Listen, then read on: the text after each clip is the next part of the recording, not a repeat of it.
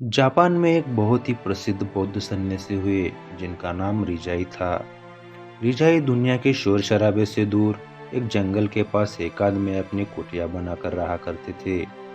रिजाई की प्रसिद्धि पूरे जापान में फैली हुई थी क्योंकि वो बड़े ध्यानी और आत्मज्ञानी थे।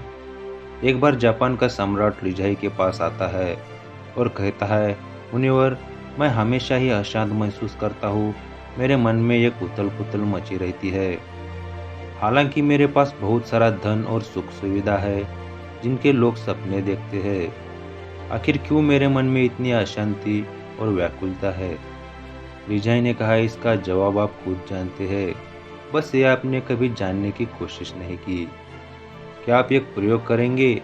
इसके बाद आपके जीवन में कभी अशांति और व्याकुलता नहीं रहेगी। यह सुनकर सम्राट उत्साहित हो गया और बोला, बताइए मुनिवर, क्या करना पड़ेगा? रिजाई ने कहा, आपको हमारे आश्रम में 10 दिन रहना पड़ेगा और साधारण व्यक्ति की तरह जीवन जीना पड़ेगा।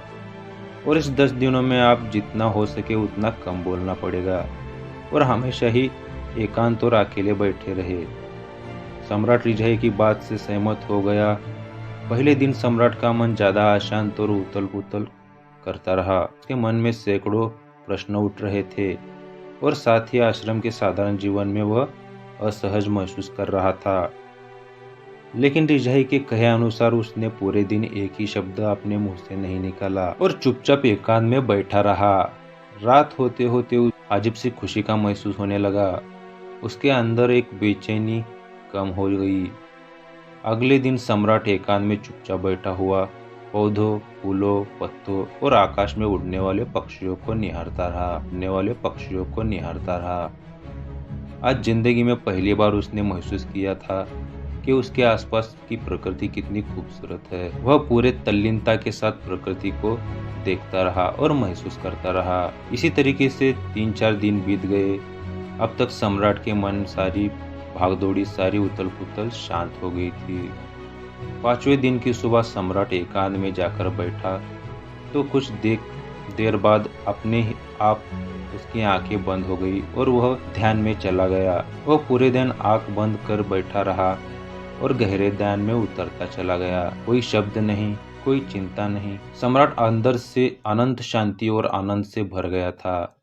अपने बाकी के ध्यान में गुजारने के बाद सम्राट रिजाई के सामने उपस्थित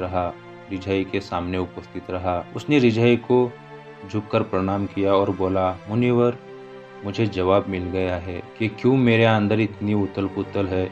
आखिर क्यों मेरे मन में इतनी अशांत और व्याकुलता रहता है। रिजाई ने कहा, बताओ मुझे क्या जवाब मिल गया।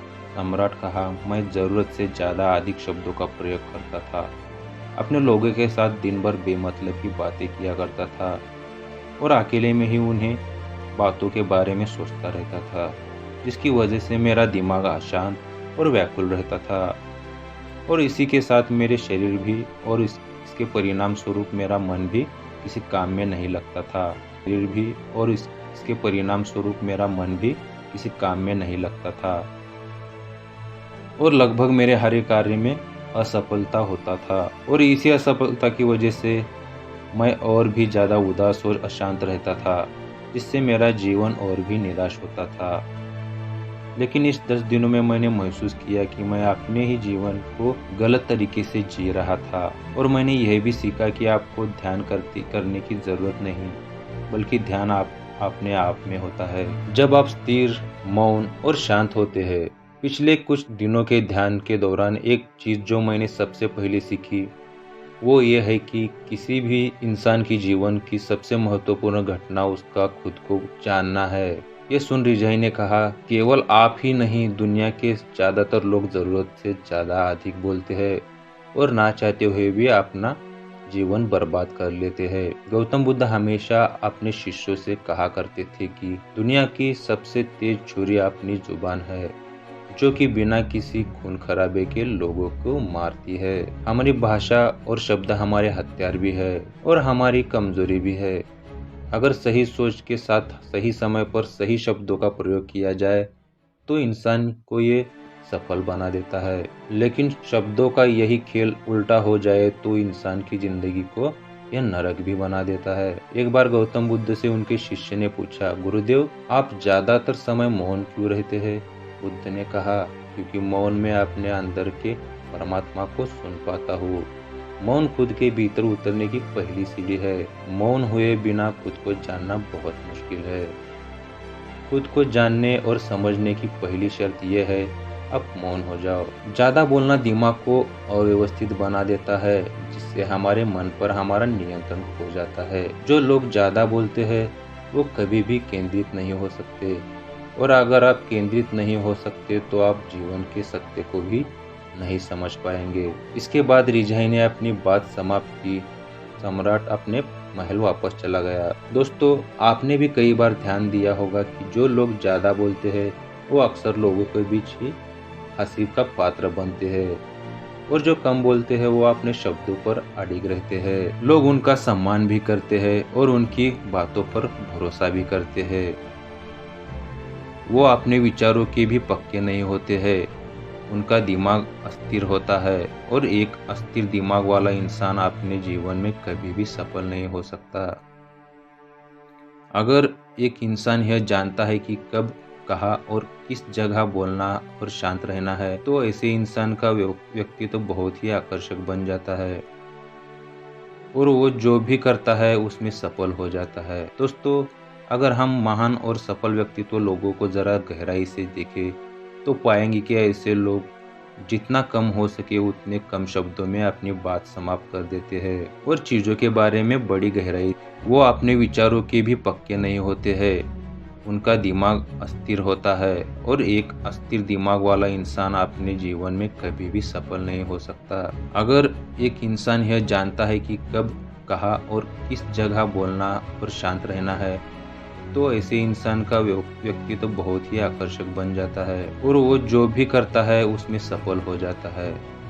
दोस्तों, अगर हम महान और सफल व्यक्तित्व लोगों को जरा गहराई से देखें तो पाएंगे कि ऐसे लोग जितना कम हो सके उतने कम शब्दों में अपनी बात समाप्त कर देते हैं, और चीजों के बारे में बड़ी गहराई से सोचते हैं। जो ज्यादा बोलते हैं वो अक्सर झूठ भी बोलते हैं और लोगों की बुराइयां भी करते हैं। इसी कारण इनके अपने लोग भी इन्हें पसंद नहीं करते और इनसे बचने की कोशिश करते रहते हैं। हमारे भारतीय उपनिषदों में भी कहा गया है कि हमारे शब्द वास्तविक में ब्रह्म शक्ति है। यह ब्रह्म शक्ति का मतलब हमारे आंतरिक जीवन की शक्ति है। ब्रह्म का अर्थ है ज्ञान। मौन से धैर्य आता है, धैर्य से ध्यान, और ध्यान से हम अपने जीवन के प्रति जागरूक हो जाते हैं। इसीलिए अगर हम ज़्यादा बोलते हैं तो हम मौन को खो देते हैं, जो कि हमारे शांत और अस्थिर जीवन का आधार है। तो चलिए दोस्तों, आज से कुछ दिनों के लिए हम भी केवल ज़रूरत की बातें ही करेंगे और हमारे बातों को बहुत ही कम शब्दों में सम करने की कोशिश करेंगे, और अपने जीवन में भी मौन का स्थान देंगे, और हो सके तो दिन में कुछ समय के लिए एकांत में मौन होकर बैठने की कोशिश करेंगे। मुझे पूरा भरोसा है कि इससे हमारे जीवन में सकारात्मक बदलाव जरूर आएगा, और हो सकता है कि आप में से कुछ लोग सम्राट की तरह खुद को दोबारा से खोज लेंगे।